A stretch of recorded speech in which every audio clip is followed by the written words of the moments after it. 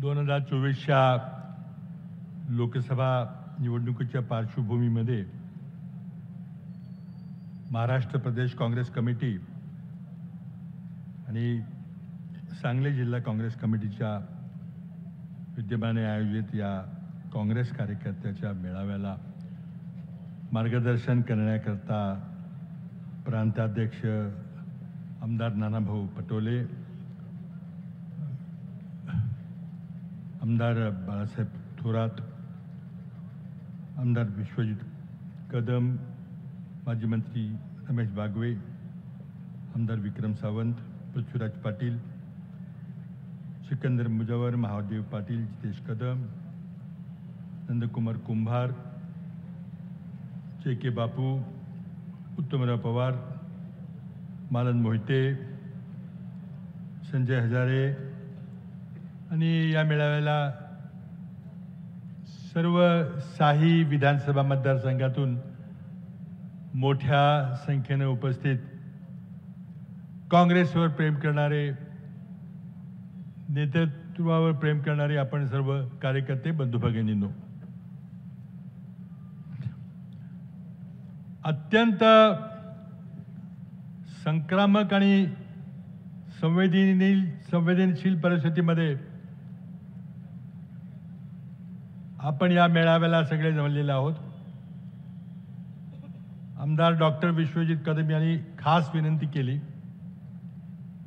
तुम्ही सांगलीच्या लोकसभा जागेकरता सर्वांनी, काँग्रेस पक्षाकरता आमच्या सर्वांचा इतका प्रयत्न केलेला आहे, त्यामुळे आता शेवटी तुम्ही सर्वांनी या ठिकाणी जावं आणि म्हणून आम्हाला त्यांनी आग्रहाने निमंत्रित केल्यामुळे आम्ही आलेलो आहे. नंतर तिन्ही नेत्यांनी एका ठिकाणी एका दिवशी जाणं हे लोकसभा निवडणुकीमध्ये शक्य नसतं.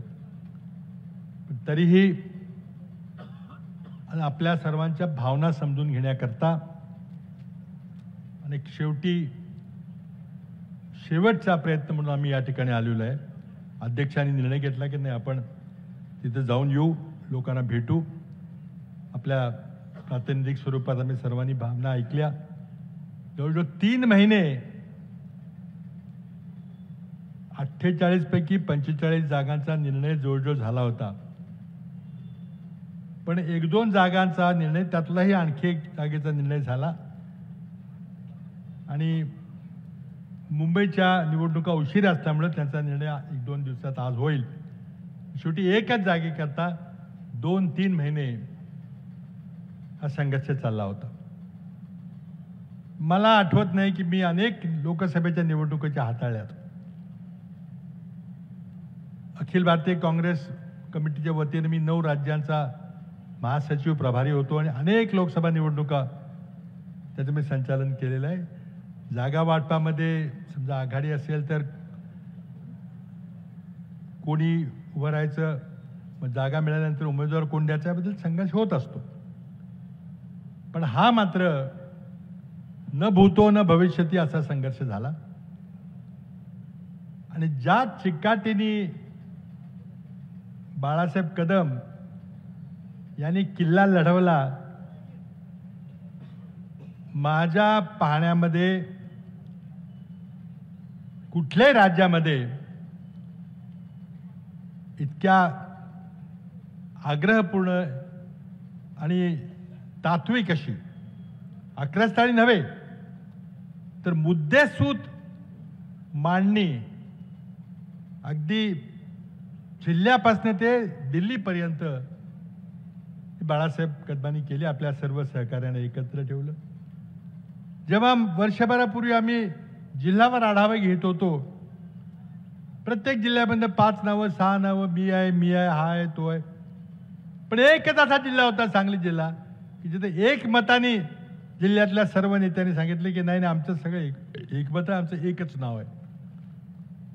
आणि त्यामुळं सांगलीचा निर्णय घेताना 1 मिनिट सुद्धा लागायचा नाही,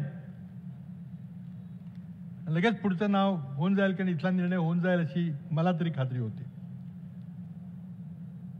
परंतु बरंच काही राजकारण झालं. त्या सगळ्यामध्ये मी काही जाणार नाही. बाळासाहेबांनी आपल्या वक्तव्यामध्ये थोडासा ओझरता उल्लेख केला.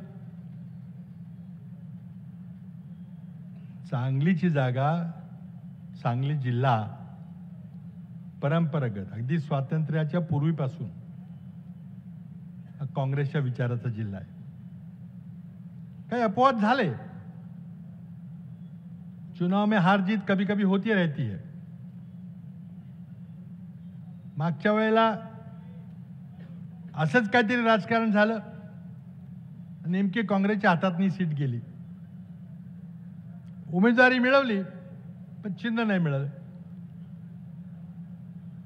आणि आता काही प्रॉब्लेम नाही असं आम्हा सर्वांना वाटत होतं.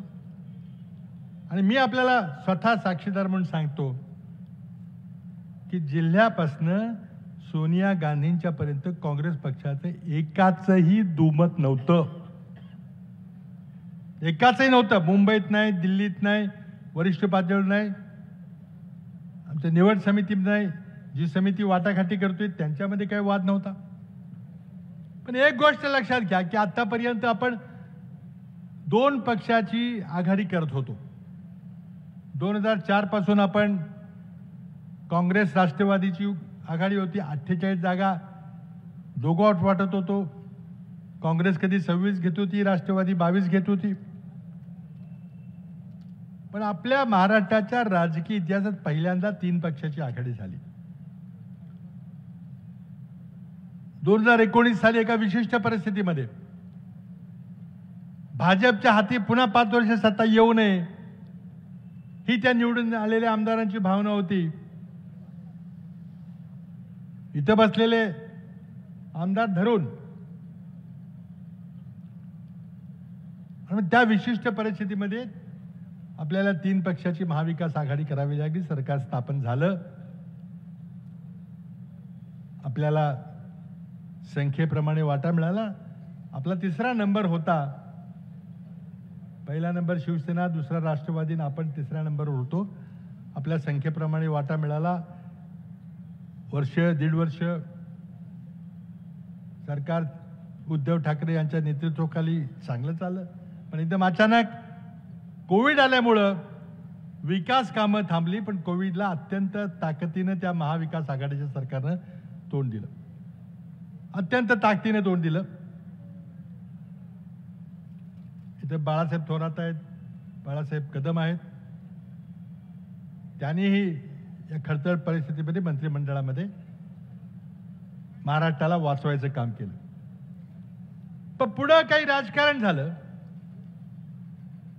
आणि अगदी महाराष्ट्रामध्ये शिवसेना पक्ष फोडला गेला. आणि हा पक्ष फोडला, आमदारांची खरेदी झाली, आमदारांना दहशत दिली गेली, ईडी सीबीआय इन्कम टॅक्सची भीती दाखवली, काहींना पदाचं आमिष दाखवलं. आणि साम दाम दंडभेद या नात्यानं सर्वोच्च पातळीवर माझा जाहीर आरोप आहे की महाराष्ट्रात जे काही घडलं त्याला श्रीमान नरेंद्र मोदी, भाजपचे नेते, देशाचे पंतप्रधान यांचा राजाश्रय होता. त्यांच्या संमतीशिवाय हे झालं नव्हतं. त्यांच्या संमतीमुळं, त्यांच्या अप्रुव्हलमुळं महाराष्ट्रातलं राजकारण घडलं. आर्थिक भ्रष्टाचार आपल्याला माहिती आहे, पण इतक्या मोठ्या प्रकारचा वैचारिक भ्रष्टाचार महाराष्ट्रानं कधी बघितला नव्हता. देशातही क्वचित बघितला होता. भाजपच्या मुख्यमंत्र्यांनी कधी सुरतला, कधी गुवाहाटीला, कधी गोव्याला 40 आंदोलनाला रात्री पळवलं. स्पेशल विमान, संबंध हॉटेलच्या हॉटेल बुक केली, मुख्यमंत्री राखणीला. आणि हे अमित शहा आणि नरेंद्र मोदी यांच्या आशीर्वादानं घडलेला हा देशातला, इतिहासातला सर्वात मोठा राजकीय भ्रष्टाचार. सरकार बदललं. आमचं सरकार गेलं, एकनाथ शिंदे मुख्यमंत्री झाले, बहुमत होतं. पण त्यानंतर तरी त्यांचं समाधान झालं नाही. कारण महाविकास आघाडीने ज्या निवडणुका लढवल्या, मग त्या स्थानिक स्वराज्य संस्थेच्या ग्रॅज्युएट आणि टीचर्स कॉन्स्टिट्यूटच्या असतील, ज्या आपण कधीही जिंकलो नव्हतो. कोल्हापूरची पोटनिवडणूक असेल, कसब्याची पोटनिवडणूक असेल, अंधेरीची असेल, कधी न जिंकणाऱ्या निवडणूक आपण जिंकायला लागलो. भाजपच्या छातीत धडकी भरली की आता काय खरं नाही. पण शिवसेनेला फोडून त्याचं समाधान झालं नाही आणि राष्ट्रवादी काँग्रेसला कधी न भूतो न भविष्यती घरात वाद केला, राष्ट्रवादी पक्ष फोडला आणि या परिस्थितीमध्ये आपण आलेलो आहे. आम्ही निर्णय घेतला की आपल्याला एकाच एक उमेदवार दिला पाहिजे. विरोधी पक्षांच्या मताचं विभाजन टाळलं पाहिजे, कारण भाजपला फक्त 30% मतं पडतात. पण विरोधकांची फाटाफूट झाल्यामुळं भाजप निवडून येतं. आता भाजपला थांबवलं पाहिजे, नाहीतर देशाचं शेतकऱ्याचं खरं नाही, युवकाचं खरं नाही, बेरोजगाराचं खरं नाही, महागाईचं काही खरं नाही, भ्रष्टाचार थांबणार नाही आणि देशाचं संविधान पण थांबणार नाही. इतके भ्रष्ट राजवट. म्हणून मग काँग्रेसच्या नेत्यांनी सर्वांनी निर्णय घेतला की आपल्याला मताचं विभाजन टाळण्याकरता इंडिया आघाडी केली पाहिजे आणि महाराष्ट्रात महाविकास आघाडी म्हणून 3 पक्षांनी नंतर इतर पक्ष आपल्याबरोबर येतील त्याला घेऊन पुढे गेलं पाहिजे. आता काही सहजासहजी निर्णय घेतला नव्हता. अगदी छातीवर दगड ठेवून आपण हा निर्णय घेतला, कारण माहिती होतं 3 पक्ष असले तर वाटी बारके बारके वाटे होतील, आपल्या वाट्याला कमी येणार आहे. आणि मग 3 ज्येष्ठ नेत्यांची एक समिती महाराष्ट्रात नेमली गेली आणि वाटाघाटीला सुरुवात झाली. बऱ्याचशा जागा लगेच सुटल्या. पण मी मगाशी सांगितल्याप्रमाणे सांगलीचा तिढा मात्र काही सुटला नाही. आता त्याच्या मागचं राजकारण फार मोठे, हळूहळू ते तुमच्या पुढे येईल. चर्चेला ही मंडळी बसली की शिवसेनेकडून मागणी व्हायची की आमच्या 18 लोकसभेच्या जागा 2019ला निवडून आल्यात आणि तुमच्या किती आल्यात? दुर्दैवानं काँग्रेसची 1 जागा आहे. आता चला सुरू करा वाटाघाटी. तिथनं सुरुवात व्हायची. आम्ही म्हणायचो 18 पैकी राहिल्या किती तुमच्याकडं? पण ते म्हणजे नाही, आमचा पक्ष लढतो. आमदार कोणी असला तरी आमचा पक्ष लढतो. आणि या 2 मुद्द्यावर चर्चा जवळ 3 महिने झाली. आणि एक स्वाभाविक होतं की जो वाटा आपल्याला 2 पक्षाच्या आघाडीमध्ये मिळेल तो 3 पक्षाच्या आघाडीमध्ये मिळणार नाही. थोडा वाटा कमी होईल हे माहिती होतं. पण आमचा आग्रह होता की ज्या जागा मिळतील त्या निवडून येणार घ्या. नुसता आकडा पूर्ण करण्याकरता कुठल्याही पडणाऱ्या जागा घेऊन काही उपयोग नाही. आणखी 2 कमी झाल्या तरी चालतील, पण त्या सगळ्या निवडून येणाऱ्या जागा घ्या. आम्ही सांगतो कोणत्या निवडून येणार आहेत. आणि त्यात 1 नंबर सांगली होती. पण त्यामध्ये आता काय राजकारण झालं, काय झालं ते हळूहळू पुढे. पण मी तुम्हाला या ठिकाणी फक्त खरं म्हणजे येणार नव्हतो, पण मुद्दा मी बाळासाहेबांच्या आग्रहकर्ता आलो, कारण मी स्वतः तुम्हाला सांगायला आलो की मी तो 3 महिन्याचा किंवा त्याच्या आधीचा संघर्ष, या संघर्षाचं नेतृत्व थेट पुढं उभा राहून विश्वजित कदम यांनी केलं. तो संघर्ष मी पाहिलेला आहे. ऐतिहासिक संघर्ष आहे. पक्षाच्या घटनेच्या चौकटीत राहून केलेला आहे. अक्रस्थळेपणे केलेलं नाही. कुठं काळी निशाण दाखवा, कुठं दंगा करा, कुठं नेत्यांना आणवा, असं बिलकुल नाही. अगदी प्रामाणिकपणे काँग्रेसच्या घटनेच्या चौकटीत राहून हा संघर्ष झाला. अगदी शेवटच्या क्षणापर्यंत. पण काही कारणामुळं पुढच्या पक्षांनी हट्ट सोडला नाही. पर्याय निघाला की आपण काहीतरी याच्याबद्दल काही बदलीमध्ये काहीतरी कॉम्पेन्सेशन देऊया. तोही निर्णय झाला. तोही निर्णय कळवला गेला. ठीक आहे, नाही मिळाली, निर्णय झाला. आणि हा निर्णय काँग्रेस श्रेष्ठींच्या पातळीवर झालेला आहे, खालच्या खाली झालेला आहे. नाना पटोलेंनी नाही केलं किंवा बाळासाहेब नाही केलं किंवा मी नाही केलं. आम्हाला हे काही मान्य झालं नाही, म्हणून आम्ही तिघे आलोय. आणि मग थोडी चाहू लागायला लागली आपल्या मित्रपक्षांना की थोडंसं काहीतरी चुकलंय. त्यामुळे आता काय करायचं, मग पुरा पुढचा टप्पा सुरू झाला. मग हे घ्या, विधान परिषद घ्या, मग राज्यसभा घ्या, आमच्या कोट्यातली देतो. काय काय झालं ते बाळासाहेबांना नानाभाऊंना माहिती आहे. याच्यापेक्षा आणखी काही विश्वजित कदम त्यांचे सहकारी यांना काही करता आलं असं मला वाटत नाही. Not humanly possible. आता हे घडलं.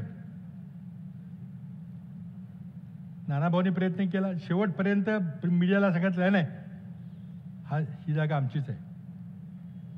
बाळासाहेब आम्ही सगळे सांगत राहिलो की नाही काय झालं ते शेवटी निर्णय आमच्या बाजूनच होणार. कारण हा निर्णय इतका सूर्यप्रकाशा इतका स्वच्छ होता की त्यामध्ये चर्चा करून तुम्ही उजवे का आम्ही उजव्या विषय नव्हता. 1% त्यामध्ये काही विषय नव्हता. पण शेवटी हा अंतिम निर्णय झाला आणि तो सर्वोच्च पातळीवर झालेला आहे.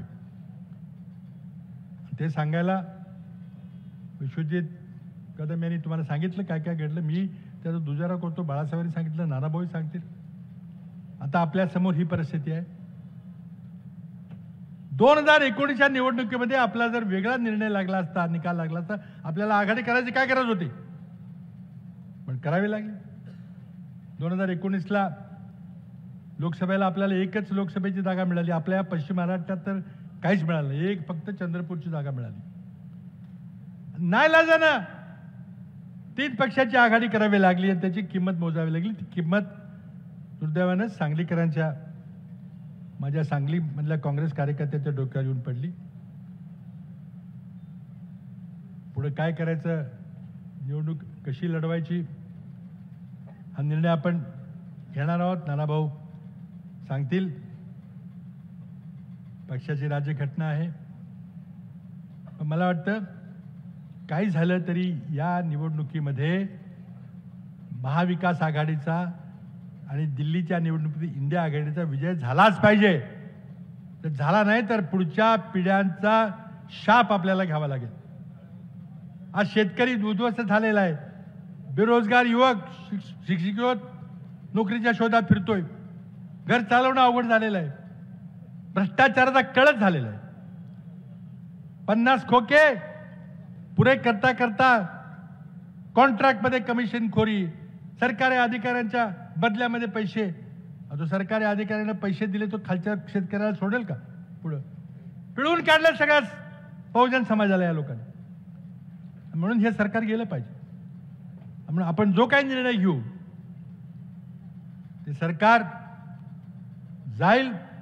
महाविकास आघाडीचा महाराष्ट्रात विजय होईल. पुन्हा महाविकास आघाडीचं विधानसभेमध्ये राज्य येईल आणि दिल्लीमध्ये नरेंद्र मोदीचा पराभव होऊन इंडिया आघाडीचं नेतृत्व राहुल गांधी नेतृत्व करतील, काँग्रेस नेतृत्व करेल.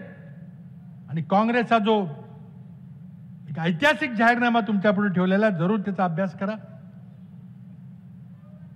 त्यामध्ये आम्ही पोकळ आश्वासन दिलेलं नाही. सगळे ठोस आश्वासन आहेत. आणि कर्नाटकच्या निवडणुकीमध्ये 5 गॅरंटी दिल्या होत्या. राज्य आल्याबरोबर 5च्या 5 गॅरंटी आम्ही पूर्ण केलेल्या आहेत. देशाच्या जाहीरनाम्यामधले गॅरंटी देखील आम्ही पूर्ण करणार आहोत. आणि आता या परिस्थितीला सामोरं जाण्याकरता एका बाजूला सांगली जिल्ह्यातली काँग्रेस अबाधित राहिली पाहिजे, एकसंघ राहिली पाहिजे, ताकदवान राहिली पाहिजे. आणि दुसऱ्या बाजूला भारतीय जनता पक्षाचा नरेंद्र मोदीचा पराभव झाला पाहिजे. हे दुहेरी आव्हान आपल्या पुढे आहे आणि ते आव्हान आपल्या सर्वांना पेलायचं. आणि मला वाटतं सांगली जिल्ह्यासारख्या एक प्रचंड काँग्रेस विचाराच्या भूमीमध्ये आपण ते इंद्रधनुष्य पेलू असं मला खात्री वाटते. आज राहून राहून मला डॉक्टर पतंगरावजी कदम यांची आठवण येते. ते जर चर्चेत असते कदाचित वेगळा निर्णय लागला असता. कारण त्यांच्याबरोबर मी काम केलेलं आहे. त्यांचा आग्रह, त्यांचा वाटाघाटी करण्याची पद्धत, पण आज ते आपल्याकडे नाहीत. त्यांची जबाबदारी बाळासाहेब कदमांच्यावर आली आहे. त्यांची जबाबदारी अत्यंत समर्थपणे प्रताप दोघांनी जवळून पाहिलेलं आहे. म्हणून हे दुहेरी आव्हान निश्चितपणे आपण पेलाल. नानाभाऊ आणि काँग्रेसचे नेते योग्य तो निर्णय घेतील हा विश्वास मनामध्ये ठेवतो. आणि सांगली जिल्ह्यातली काँग्रेस ही पूर्वीपेक्षा जास्त ताकदीने एकसंघपणे काम करेल हा विश्वास ठेवतो आणि थांबतो. जय हिंद, जय महाराष्ट्र. धन्यवाद बाबा. यानंतर देश विदेशातील प्रत्येक घडामोडींचे लाईव्ह अपडेट मिळवण्यासाठी आता साम टीव्हीच्या सर्व सोशल मीडिया प्लॅटफॉर्मला लाईक, फॉलो आणि सबस्क्राईब करा. तसंच सर्व नोटिफिकेशनसाठी बेल आयकॉन प्रेस करायला विसरू नका.